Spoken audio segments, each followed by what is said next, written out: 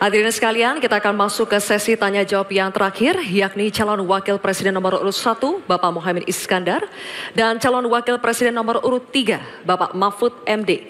Bapak Muhaimin, waktu Anda bertanya 1 menit dimulai saat Bapak berbicara. Silakan. Prof. Mahfud yang saya hormati, calon wakil presiden, bahwa kita saksikan hari ini 9 tahun terakhir ini ya, kerusakan iklim, lingkungan hidup yang mengkhawatirkan, kemudian bencana ekologis, banjir, longsor, dan berbagai keadaan sulit lainnya terjadi. Ini bukan main-main, ini serius. Nah, kalau mau jujur, kiamat makin dekat ini. Kok dianggap biasa-biasa saja, gimana Pak Mahfud? Karena itu saya ingin menyampaikan data-data penting nih, catatan saya ini. Konflik agraria semakin banyak dan tidak diatasi. Petani kita semakin kurang memiliki hak atas akses lahan. Bahkan banyak yang masih 17 juta di bawah setengah hektar. Ini bukan soal nakut-nakuti, ini fakta yang harus kita atasi. Bagaimana menurut Pak Mahfud? Apakah ini kesalahan visi atau kesalahan kepemimpinan? Baik, masih ada waktu? Cukup? Oke, terima kasih.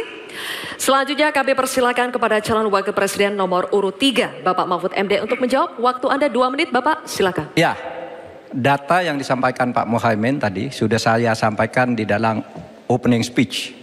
Bahwa konflik agraria, Pak, di kantor Polhukam saja, itu sekarang 2.587 untuk ini.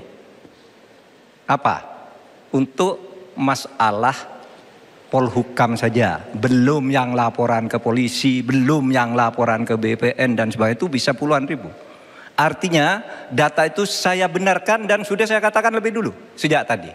Nah, persoalannya sekarang, bagaimana kita mau menyelesaikan itu? Begini, dulu di zaman Bung Karno, itu ada undang-undang yang menyatakan bahwa tanah-tanah milik masyarakat adat itu supaya diberikan ke masyarakat adat.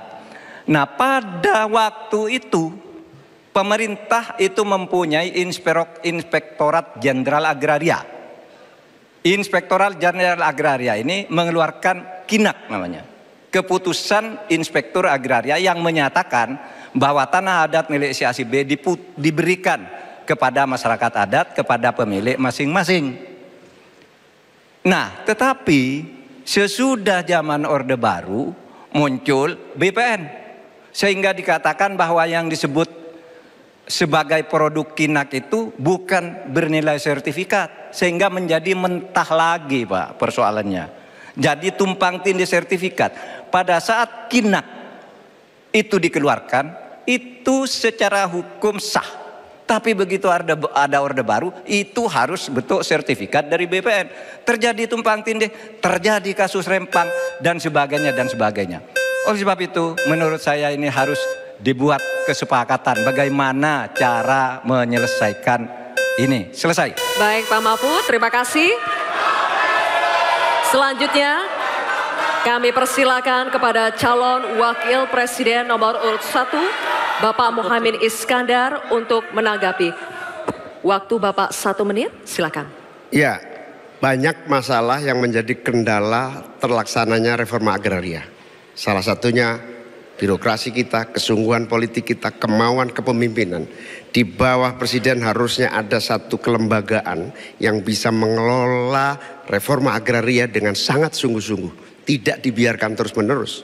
Yang pertama soal reforma agraria, yang kedua soal lingkungan, bencana ekologis di mana-mana. Saya tidak menyalahkan siapapun ya. Ini sebuah fakta yang harus kita antisipasi bersama dengan baik-baik, bahwa kita sedang mengalami ancaman bahaya lingkungan dan krisis iklim yang sangat mengerikan. Panas global yang masuk kepada bagian dari mengakibatkan petani kita gagal panen, gagal tanam dan seterusnya menjadi masalah. Saya hanya mengajak Pak Prabowo, Pak Gibran, Pak Mahfud, Pak Ganjar, saya, Mas Anies, dan siapapun untuk kita sama-sama tobat ekologis, memperbaiki ke depan menjadi lebih baik lagi. Tobat ekologis penting untuk masa depan kita. Baik Pak Muhaimin, terima kasih. Sekarang kami persilakan kepada calon wakil presiden nomor urut 3 Bapak Mahfud MD untuk merespons tanggapan dari Bapak Mohaimin. Waktu Bapak 1 menit dimulai saat Bapak berbicara. Setuju, karena yang diusulkan Pak Mohaimin tentang lembaga reforma agraria itu memang menjadi salah satu bagian dari misi kami pada tahun ini. Jadi kami punya tim reformasi hukum nasional yang melibatkan pakar dari berbagai kampus. Kesimpulannya, masalah agraria ini harus ada sebuah badan khusus yang nanti menangani. Misalnya begini, ada sekian ribu kasus, ini yang berat dikategorikan 3 misalnya. Kita katakan, yang kategori 1 harus selesai dalam 6 bulan. Kategori 2 selesai 6 bulan. Kategori 3 selesai dalam 6 bulan. Lalu kita mulai lagi menata kehidupan kita di bidang pertanahan. Sehingga tadi proses deeding atau kesepakatan untuk kinak dan sertifikat tanah itu akan menjadi bagian dari apa yang sudah kami rencanakan.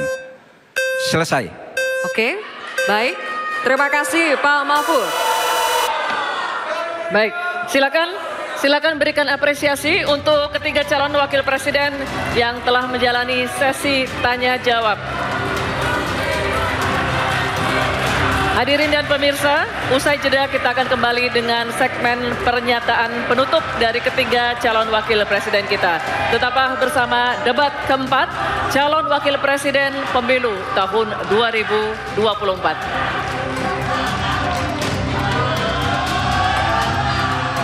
Kisah kehidupan